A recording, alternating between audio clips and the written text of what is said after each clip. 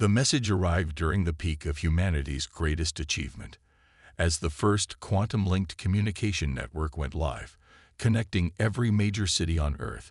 An alien signal hijacked the system. Dr. Sarah Chen stood frozen in her laboratory at CERN, watching as alien text materialized across every quantum-enabled screen worldwide. Your species has advanced enough to notice. Submit your resources or face extinction. You have 30 Earth days to comply. The Arcturus Collective. The initial panic lasted exactly 6 hours.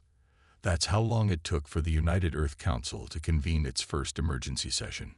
Dr. Chen, along with 11 other leading scientists from various fields, had been summoned to address the global leadership.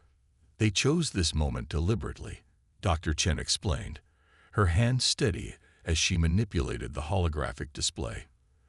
The quantum network's activation made us visible to them, but it also gives us an advantage they couldn't have anticipated. General Maya Santos, commander of the newly formed Earth Defense Force, leaned forward. Explain. The very technology that exposed us to them can be weaponized. The quantum network doesn't just connect our computers. It connects our minds, our creativity, our collective problem-solving ability. For the first time in human history, we can truly think and act as one. The council chamber fell silent as the implications sank in.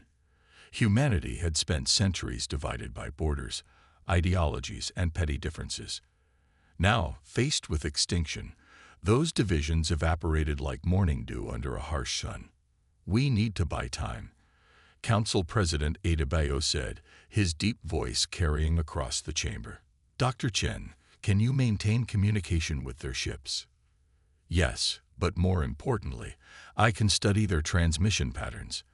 Every message they send tells us more about their technology, their thinking patterns, their weaknesses. General Santos' tactical display showed the Arcturus fleet's position, a massive Armada holding station just beyond Mars. They're confident, too confident. They expect us to either submit or attempt a futile resistance using conventional weapons. Then let's give them exactly what they expect, Dr. Chen said, a slight smile playing across her face, while we prepare what they don't expect. The next few weeks transformed Earth like nothing in human history. On the surface, nations appeared to debate the aliens' ultimatum. News networks broadcasted heated arguments about submission versus resistance. But beneath this carefully orchestrated show, humanity was changing. The quantum network, originally designed for communication and computing, became something more. Dr. Chen and her team modified it to enhance human cooperation in ways previously thought impossible. Engineers in Tokyo could instantly share insights with scientists in Buenos Aires. Military strategists in Moscow could coordinate with commanders in Washington without a word being spoken. But humanity's greatest weapon wasn't technological, it was psychological. The Arcturus Collective had made a fundamental mistake in their assessment of Earth. They saw human division as weakness, never realizing that diversity was the source of humanity's greatest strength. 28 days into the ultimatum, Earth sent its response, not through the quantum network, but through an ancient radio transmission that any spacefaring race would understand. The message was simple. We choose to survive, not on your terms, but on ours. The Arcturus ships began their approach immediately, their weapon systems charging. They expected to find a primitive species scrambling to mount a desperate defense. Instead, they encountered something unprecedented in their long history of conquest, a united human race that had spent the last month becoming something entirely new. As the alien fleet entered the inner solar system, Dr. Chen activated the quantum network's final form. Billions of human minds linked together, not in submission, but in defiance. The Arcturus Collective was about to learn why threatening humanity was the biggest mistake they'd ever made. The war for Earth was about to begin, but it wouldn't be fought with just weapons and ships. It would be fought with the one thing the aliens hadn't counted on: humanity's unlimited capacity to evolve, adapt, and overcome. And deep in the quantum network, humanity's consciousness stirred, ready to show the galaxy why you should never back humans into a corner. For 3 weeks, Earth appeared vulnerable. Arcturus observers watched as humans seemingly wasted time in pointless political debates. But beneath the surface, Operation Shadow was in full swing. Dr. Chen's breakthrough came during a routine analysis of the aliens' communication signatures. She noticed something peculiar in their quantum patterns, a biological component that shouldn't have been there. The Arcturus weren't just using their technology. They were physically linked to it. Their entire nervous system is quantum entangled. She explained to General Santos in the underground command center beneath the Himalayas. It's why they're so advanced, but it's also their greatest weakness. They've sacrificed biological resilience for technological integration. The general studied the holographic models floating between them. Can we exploit this? Better. Dr. Chen's eyes gleamed. We can turn their own connection against them. The quantum network we built isn't just for us anymore. It's a weapon. Around the world, humanity's preparation took on new urgency. The public displays of panic and indecision continued, but in hidden facilities across every continent, a new kind of defense force took shape. Deep beneath the Pacific Ocean, Dr. Raj Patel supervised the construction of quantum resonance generators.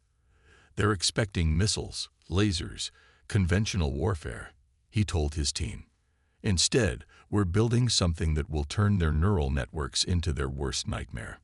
In orbital facilities disguised as communication satellites, Commander Lisa Wu trained the first quantum-enhanced human pilots.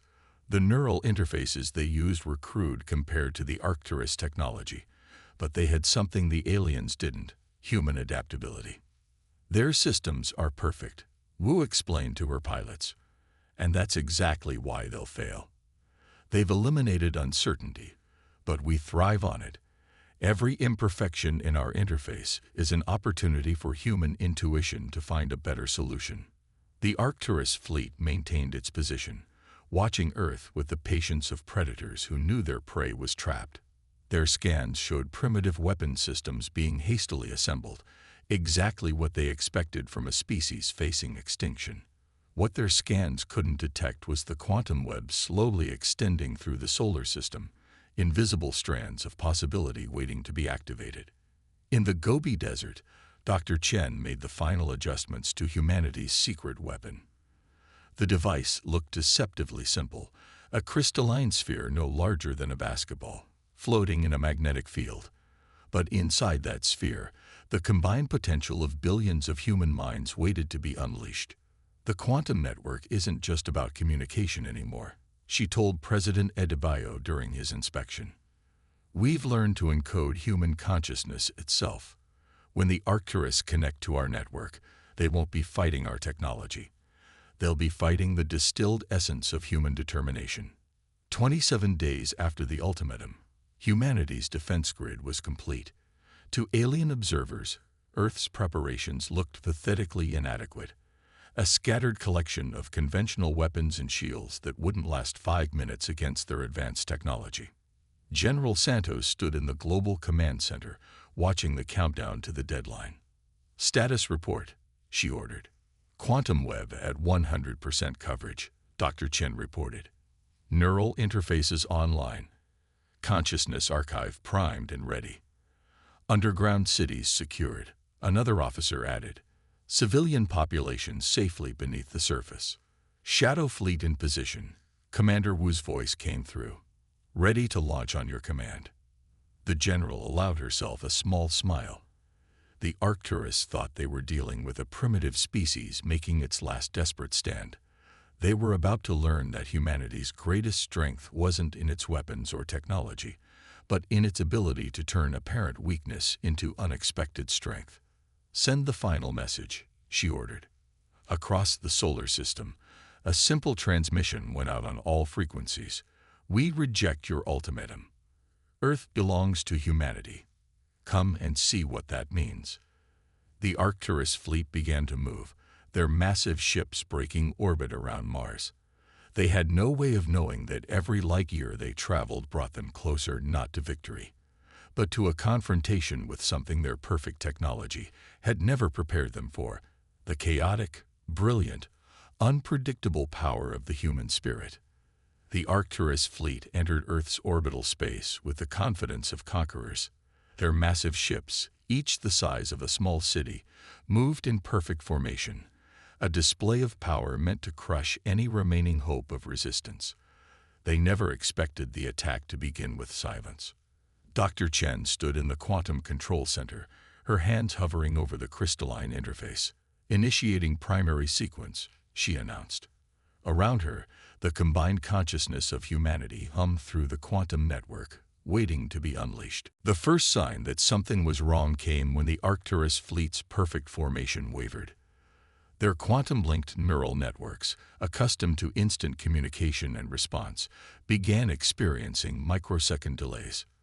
To organic minds, such delays would be imperceptible. To the Arcturus technology-dependent consciousness, it was like suddenly developing a stutter. Their confusion is beautiful, Commander Wu commented from her stealth ship, watching through quantum-enhanced sensors. Her small fleet of human pilots waited in the shadow of Earth's moon, their neural interfaces tuned to a frequency the Arcturus couldn't detect. The alien commander's voice boomed through Earth's communication channels, but now there was a note of uncertainty in its artificial perfection. Your primitive interference is futile. Surrender now, and we will make your extinction quick.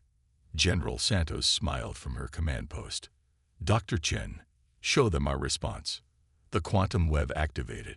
Billions of human minds, connected but not merged, each maintaining their unique perspective while contributing to a greater whole, reached out through the network. The Arcturus ship's quantum systems, designed to interface with pure logic and perfect order, encountered something they had never been programmed to handle: human creativity in its purest form.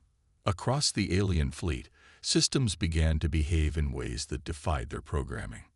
Navigation computers calculated impossible vectors. Weapon systems identified threats that didn't exist. The perfectly ordered mind of the Arcturus collective fragmented against the chaotic brilliance of human consciousness. They're breaking formation, Wu reported, excitement in her voice. Shadow Fleet, prepare to engage.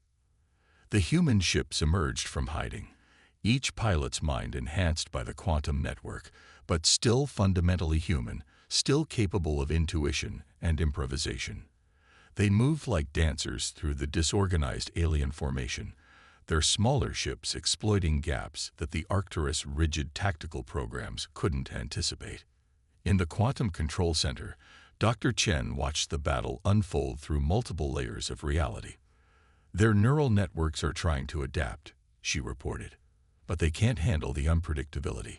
Every time they develop a pattern to counter us, we're already changing. The Arcturus commander's next transmission contains something new. Rage. What have you done? This is impossible. Your species is primitive. Your technology is inferior. You're right, General Santos replied calmly. We are primitive. Our technology is inferior, but you made a crucial mistake. You judged us by your standards, not ours. The battle in orbit became a dance of chaos versus order. Human pilots, their natural abilities amplified, but not replaced by technology, flew in patterns that no computer could predict.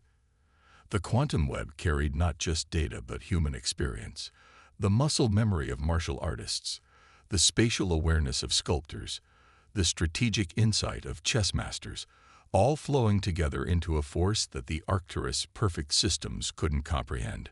Their flagship is attempting to coordinate a counterattack, Wu reported, but their neural links are degrading. They can't maintain quantum coherence under this level of psychological pressure. Dr. Chen's hands moved across her interface, directing the flow of human consciousness through the network.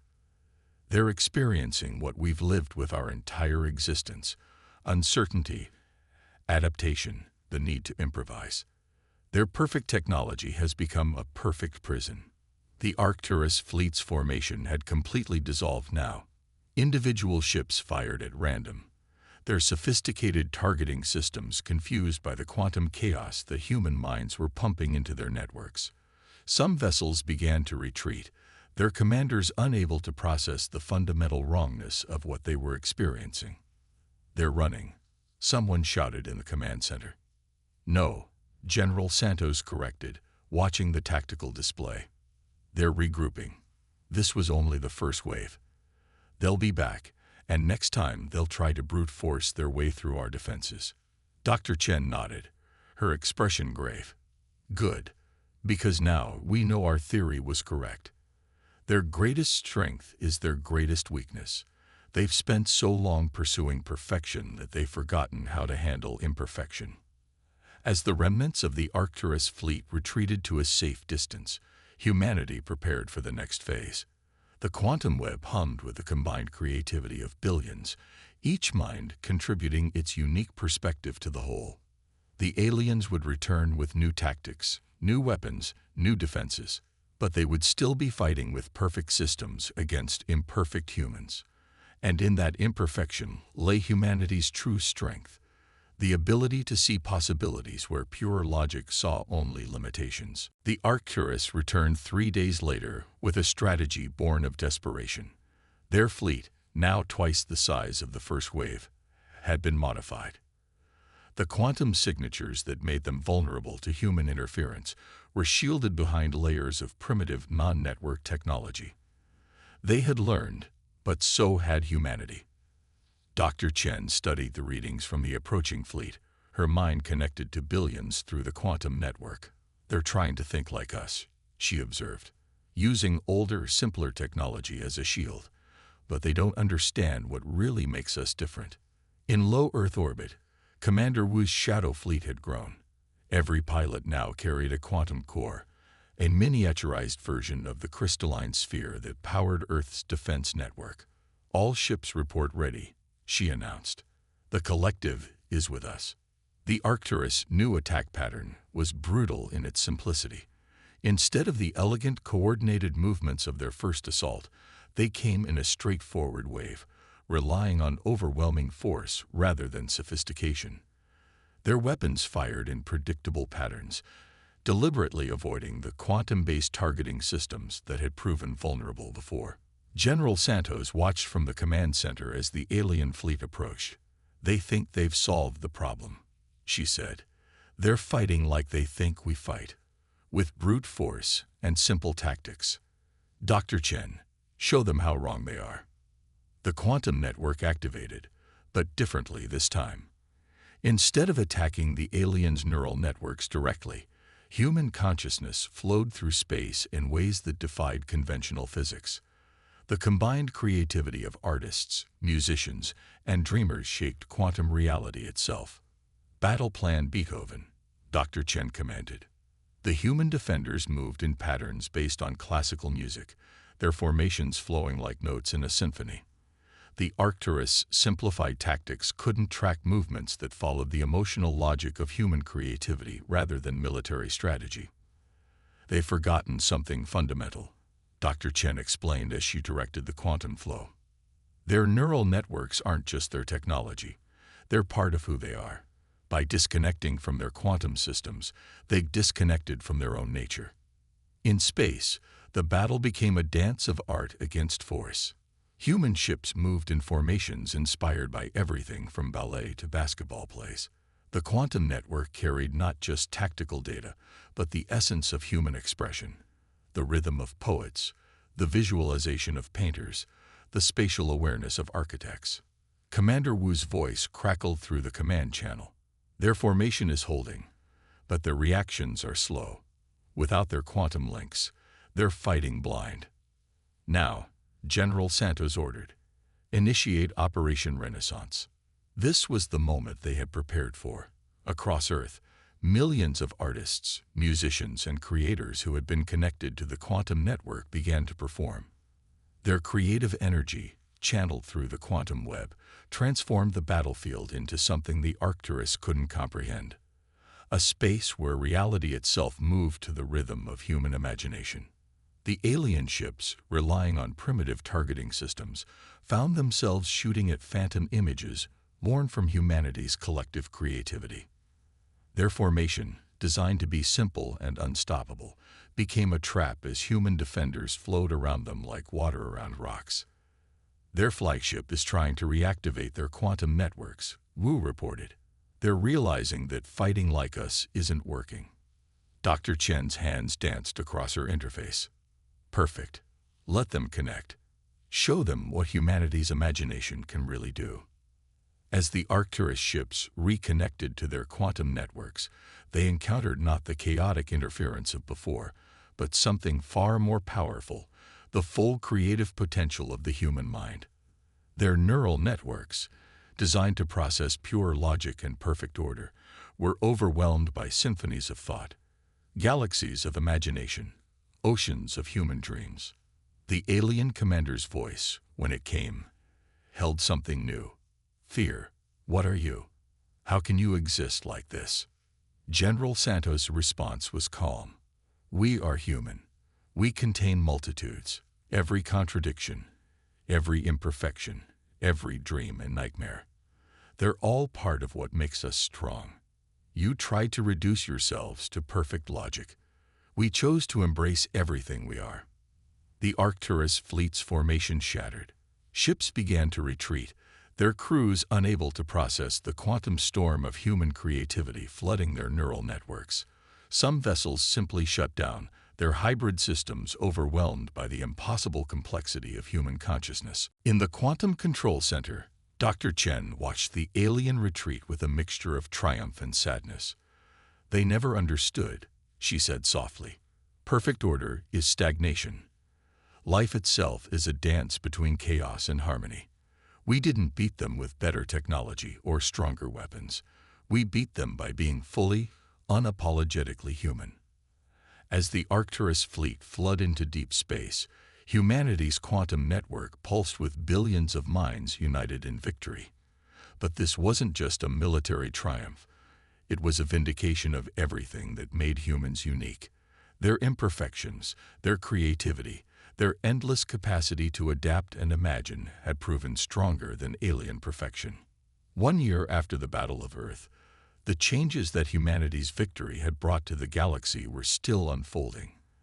The quantum network that had started as Earth's defense system had become something far more profound, a bridge between species and civilizations.